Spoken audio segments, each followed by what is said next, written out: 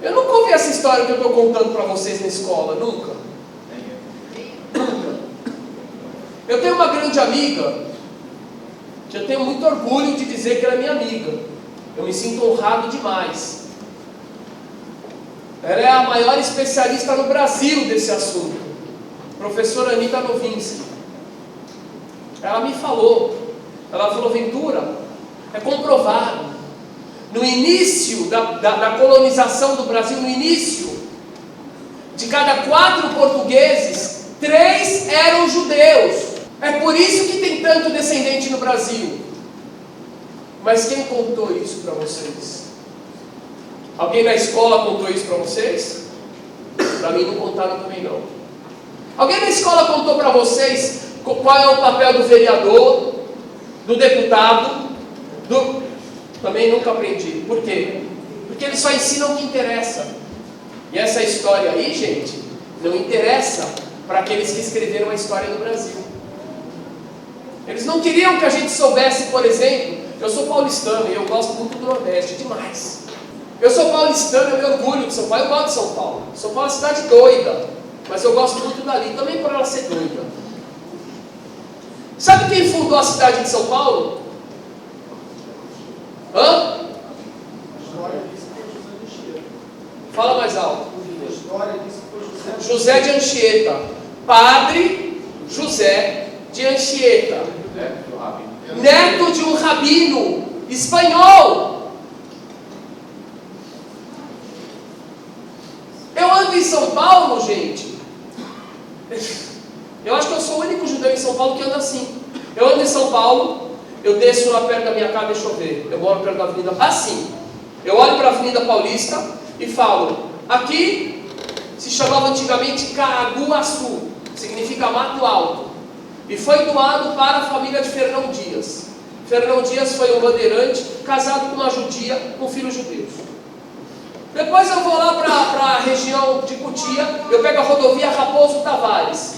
Raposo Tavares foi outro grande bandeirante judeu. Depois eu vou lá para o centro de São Paulo e eu vejo o pátio do colégio. Eu vou conversar lá com o padre Contieri, que é o padre do pátio do colégio, da Barba Grande. Eu falo para ele, padre, por que vocês não contam aqui dos cristãos novos? Hã? Por que você não conta que o padre Anchieta, que fundou aqui, era neto de rabino? Eu estou vendo isso lá. Aí você passa na Praça da Sé, que tem a catedral, maior do Brasil, não sei o quê. Lá tem um padre, eu não sei o que, de Gusmão. Sei lá, Bartolomeu de Gusmão. O padre aviador. Esse padre foi julgado pela Inquisição por judaizar. Está enterrado lá. Antigo. Aí eu falo, que loucura. Eu ando por São Paulo e eu vejo... Aí eu estou lá no cemitério da Consolação, subindo a Avenida Consolação, eu olho para o meu lado esquerdo e falo assim, aqui está enterrado o primeiro rabino de São Paulo, que era dentista de Dom Pedro II, ou Dom Pedro I, não sei. Está lá. Nunca aprendi isso na escola judaica nunca falou isso. Oi? Muito menos a não judaica. Então isso aqui é impressionante. Mas eu quero voltar para aquele ponto inicial. Por que eu descobri isso? Por causa do diálogo. O diálogo comigo mesmo. Quando eu comecei a me olhar no espelho e falar, quem eu sou? O que é o brasileiro? O que é o Gilberto Ventura brasileiro? O que é o Gilberto Ventura judeu? Quem é o brasileiro? E de repente eu descobri que o brasileiro também é judeu. Então quer dizer que o judeu também pode ser brasileiro. Isso é muito profundo, gente, isso é muito forte. Isso mostra a importância do diálogo. Quando eu tive essa história ali, que eu contei com um cara na rua, e eu estudei, eu escrevi o samba, que você já conhece o samba, né? Todo mundo aqui conhece? Não, você está de brincadeira, claro que você conhece. Não. Eu escrevi um samba, contando a história dos judeus, como que eles chegaram ao Brasil. Eu pensei assim, eu não sou especialista no assunto, eu pensei. Só que eu sou professor. Eu tenho, sei lá, na época, quantos alunos eu tinha? 1000 alunos. Aí eu falei, eu sou professor, eu sou divulgador, eu vou divulgar essa história. Aí a primeira ideia que eu tive, eu fiz um samba. E aí eu apresentei esse samba no Festival de Música na Hebraica. A minha ideia era contar a história dos Meninos 5, mas eu não conhecia ninguém ainda. Não, esse eu conhecia. O primeiro foi o cordel, na verdade. O cordel eu não conhecia ninguém. Mas deixa eu não vou cantar agora não, eu vou contar um pouquinho de uma história, aí eu chego aqui. Naquela época eu escrevi um cordel, e eu cantei no Festival de Música da Hebraica, há 10 anos atrás, ou mais que 10 anos, isso aqui eu acho que faz uns, sei lá, 15 anos talvez, esse cordel. E a minha ideia era mostrar a história dos Bnei Sim, mas eu não conhecia Bnei Sim. Eu nem sabia que existia Bnei Sim. Eu conhecia a história do passado, era isso que eu queria mostrar. Até que um dia eu estava num seminário de pequenas comunidades judaicas em São Paulo, no interior. E eu vi um senhor grandão lá chamado Joaquim. Ele era o presidente da Federação Israelita do Rio Grande do Norte. Joaquim Galvão. Aí eu falei assim, como que é a comunidade de vocês? Ele começou a contar essa história de vocês. Aí eu pensei assim, então eles existem. Olha onde o alemãozinho me levou. Eles existem, eu não sabia que vocês existiam. Ele falou sim. Eu falei, eu quero conhecer, posso? Ele falou, venha, venha. Aí eu fui ao Rio Grande do Norte com minha família. Cheguei no aeroporto, o senhor, que hoje já está famoso, na internet pelo menos ele apareceu já em jornal Israel, no Jerusalem Post, foi representar o Bnei Sim do Brasil, lá em Israel, algumas vezes já. O senhor de tzitzit para fora, que não é o costume ser faradi, mas ele estava, barba branca, chapéu de palha.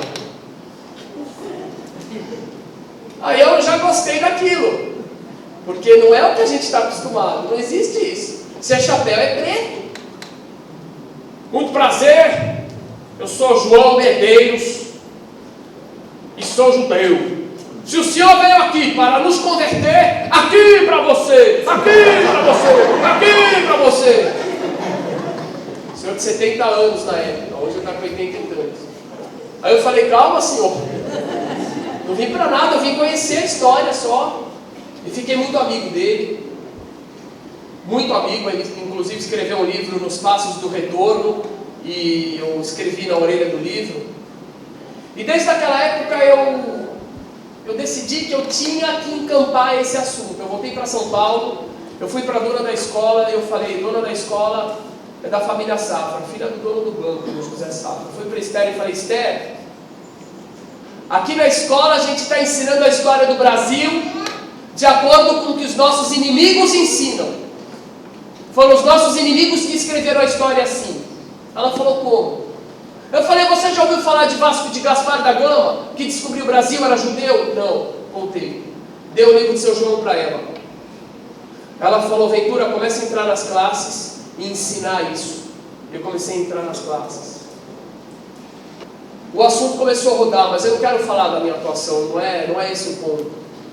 Eu quero dizer que através dessa atuação, eu busquei sempre abrir para a minha comunidade, para a comunidade de São Paulo, do Rio de Janeiro, para Israel, para as comunidades oficiais, conhecerem a história de vocês.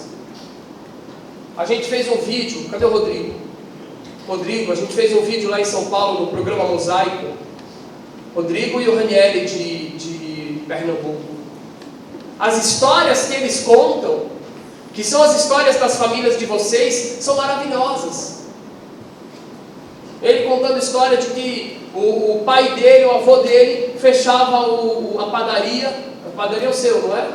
A padaria sexta-feira. Impressionante. Tem aquelas histórias mais simples, né? Como abate a galinha. Pode ser simples para vocês, mas segue direitinho a lei judaica. Ou Ranieri contando que quando a avó dele faleceu, a mãe já queria pegar o corpo da avó e colocar no chão. E depois a mãe foi lá e virou o espelho de costas. E começou a pegar água e jogar fora da casa. E ele falou, meu Deus do céu. Ele já praticava o judaísmo. E ele começou a ver a mãe, que era católica, apostólica, romana, cumprindo o judaísmo. E ele falou, como? Quer dizer, ele viu com os olhos dele já como judeu. E ele disse que chegou na hora do enterro, queriam chamar padre, pastor. O tio dele falou, não vai chamar ninguém. O único que sabe a reza que tem que fazer aqui é ele. Ele contou isso num programa de televisão lá em São Paulo, no Mosaico. Ele contou as histórias dele também. Os judeus ficam espantados. Como é que pode ser uma coisa dessas? Quantos costumes hoje com o Ribamar na casa dele. Que lindo que ele me contou. Ele contou e o Shaul, cadê ele? Eu sou bom. A idade está chegando já. Já estou com a idade chegando. Poxa, meu Deus, deu medo de ser lindo ali. Essa coisa.